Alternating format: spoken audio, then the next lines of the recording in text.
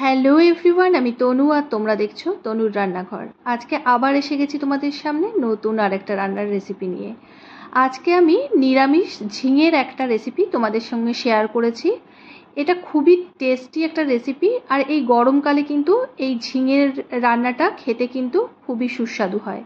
তো চলো আমি রান্নাটা শুরু করি, আর যদি রান্নাটা তোমাদের ভালো লেগে থাকে তাহলে বাড়িতে একবার বানিয়ে খেয়ে তোমরা দেখবে। আর চলো আমি শুরু করি। এখানে দেখো আমি ঝিঙে নিয়ে নিয়েছি, ঝিঙেগুলো আমি কেটে নেব। ঝিঙেগুলো কিন্তু আমি খুব ছোট করে কাটবো না, ঝিঙে এমনিতেই গলে যায়, তার জন্য আমি ঝিঙেগুলোকে এইভাবে ডুমো ডুমো করে কেটে নিয়েছি দেখো। আর নিয়েছি আলু, আলুগুলো আমি চচ্চড়ির আলু যেভাবে কাটে সেইভাবে কেটে নিয়েছি।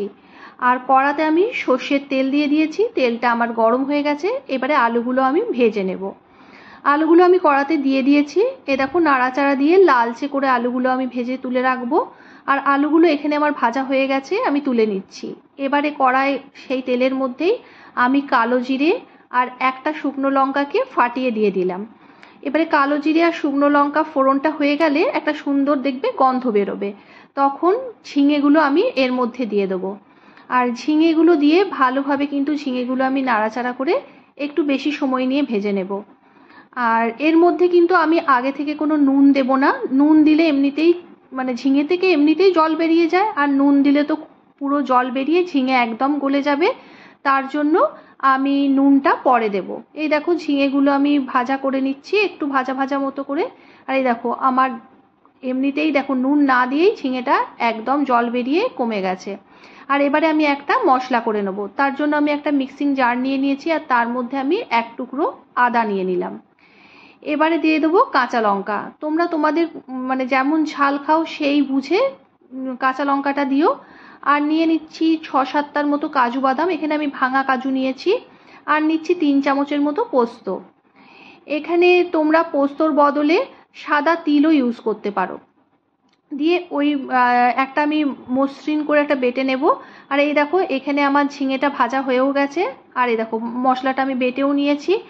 আর এবারে আমি পোস্ত আর যে কাজু বাদামের পেস্ট এটা এবারে দিয়ে দিলাম, দিয়ে আমি নাড়াচাড়া করে এটা ভালো করে নেড়ে নেবো।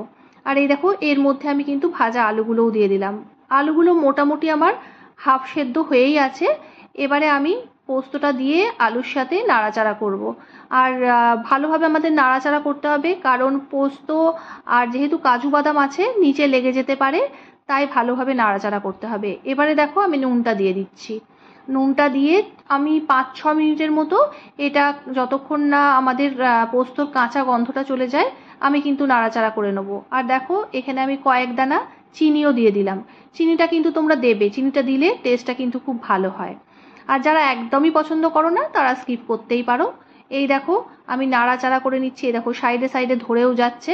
এই দেখো আমি 4-5 মিনিটের মতো ভালোভাবে নাড়াচাড়া দিয়ে নিয়েছি। এবারে মিক্সির জারটা আমি ধুয়ে এর মধ্যে একটু জল ইউজ করব। আর এটা খুব পাতলা বা একদম শুকনো হবে না, একটু মাখো মাখো হবে, সেই বুঝে তোমরা জলটা দেবে। আর ঝিঙে সেদ্ধ হতেও কিন্তু বেশি সময় লাগে না। আর এখানে তো আমি ঝিঙে ভালোভাবে ভেজেই নিয়েছি, এই দেখো আমি এইটুকুই জল এখানে ইউজ করলাম। আর এবারে আমি একটু ঢাকা দিয়ে দেবো। ঢাকা দিয়ে গ্যাসের ফ্লেমটা আমি একদম লোতে করে ঢাকাটা দিয়ে রাখবো। এই দেখো আমার হয়েও গেছে 4-5 মিনিটের মতো। এই দেখো একদম শুকনো শুকনো কিন্তু হয়নি, একটু গা মাখা মাখা আছে।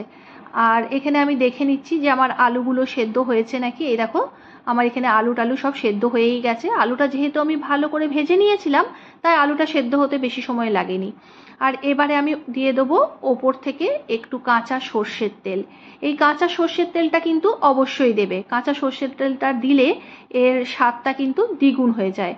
এবারে দেখো আমি আরেকটু নাড়াচাড়া দিয়ে 2 মিনিটের মতো একটু নাড়াচাড়া দিয়ে নেবো। আর তারপর আমি গ্যাসের ফ্লেমটা বন্ধ করে দেবো। আর একটু 2 মিনিট আমি স্ট্যান্ডিং টাইম দিয়ে এই দেখো আমি নামিয়ে নিয়েছি। একদম আমার রেডি ঝিঙের রেসিপি। আর তোমাদের যদি রেসিপিটা ভালো লেগে থাকে তাহলে অতি অবশ্যই আমার চ্যানেলটাকে সাবস্ক্রাইব করে আমার পাশে থেকো। তো চলো আজকের মতো এই পর্যন্তই, দেখা হচ্ছে আর একটা নতুন ভিডিওর সঙ্গে। ততক্ষণ তোমরা সবাই ভালো থেকো আর সুস্থ থেকো। টাটা।